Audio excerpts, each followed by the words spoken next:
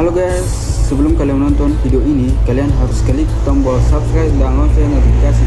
Dimulai dari 5, 4, 3, 2, 1. Oke guys, terima kasih. Selamat menonton.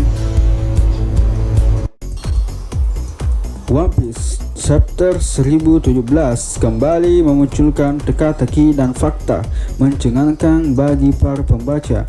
Yang menjadi fokus utama adalah pertarungan antara Jinbe dan Wo Eswo. Ini adalah pertama kalinya dalam beberapa chapter terakhir pertarungan Jinbe versus Wo Eswo diperlihatkan oleh Eiichiro Oda.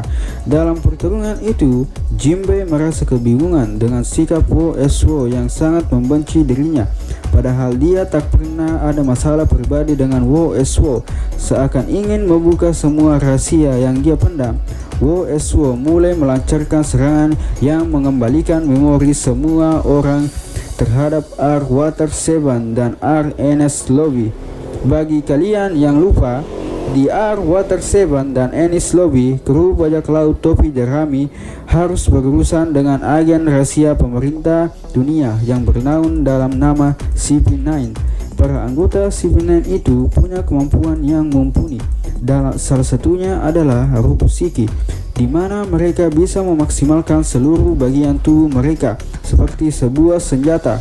Nah, kembali ke Jinbe versus Wo Eswo, salah satu anggota The Flying Six itu ternyata bisa menggunakan kemampuan rupa psiki, mulai dari Shigan aka peluru jari yang dimodifikasi menjadi Hagan aka peluru pedang dan Hagan aka peluru taring, Rankyu aka kaki badai, dan Tekai aka tubuh baja. Keterampilan Wo Eswo dalam menggunakan Rokusiki akhirnya mengingatkan kepada Jinbe pada berita masa lalu di mana ada seorang agen pemerintah yang dipenjara hingga akhirnya melarikan diri.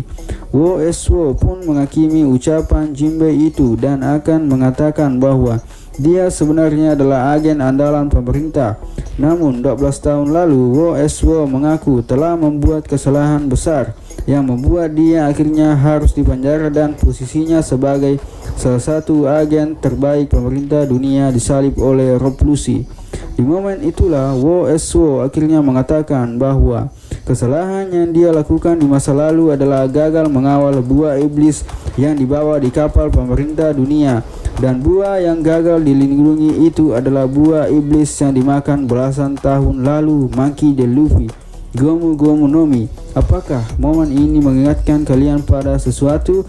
Ya, informasi yang disampaikan Wo Eswo itu membawa kita semua ke momen saat Luffy dimarahi Shanks lantaran memakan buah Gomu Gomu.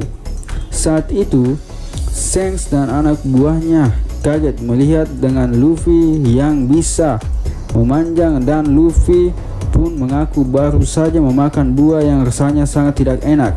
Ternyata buah yang dimakan Luffy adalah Gomu Gomu no Mi yang menurut perkataan Lucky Ro direbut oleh bajak laut rambut merah dari kapal musuh. Dan menyambung ucapan Wo Eswo di chapter 1017, kapal musuh yang saat itu diserang oleh Shanks adalah kapal pemerintah dunia yang dijaga oleh dirinya, dan akibat kegagalannya menjaga buah itu hingga akhirnya jatuh ke tangan Shanks, Wo Eswo harus hidup sebagai pesakitan. Belasan tahun kemudian, tepatnya 2 tahun lalu, Wo Eswo yang sudah kabur dari penjara melihat sosok Luffy yang saat itu menjadi salah satu bajak laut muda menjanjikan. Melihat Luffy yang memiliki kemampuan buah iblis Gomu Gomu, memori kelam Wo Eswo muncul kembali dan akhirnya dia sangat membenci Luffy.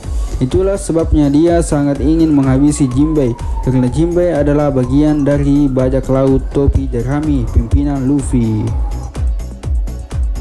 Selain kabar mengejutkan soal hubungan Luffy dengan Wo Eswo, chapter 1017 juga memperlihatkan perubahan besar-besaran di pertarungan Onigashima. Otama akhirnya sukses mengaktifkan kemampuan buah iblisnya yang membuat semua gifter yang sudah memakan Kibidango batanya membelot dari Kaido dan kini berada di sisi aliansi bajak laut dan samurai pemberontak. Kondisi itu pun membuat alur pertarungan di Onigashima akan berubah total. Di sisi lain, Queen yang ternyata adalah cyborg menggunakan wujud hybridnya untuk berhadapan dengan Sanji. Di momen itu, Queen pun mengonfirmasi bahwa dia sempat tergabung dalam sebuah penelitian bernama MATS, Fitzmaurice Chotge, ayah dari Sanji.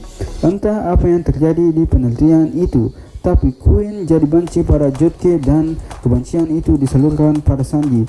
Lalu ada Chopper yang kini bertubuh kecil tapi bersuara layaknya kakek-kakek akibat efek rambal bal buatan Caesar.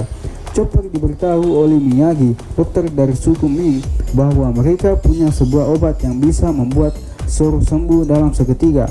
Namun, obat itu punya efek samping bahwa saat khasiat obat itu hilang, maka rasa sakit yang dirasakan peminumnya akan 2 kali lebih hebat dari sebelumnya.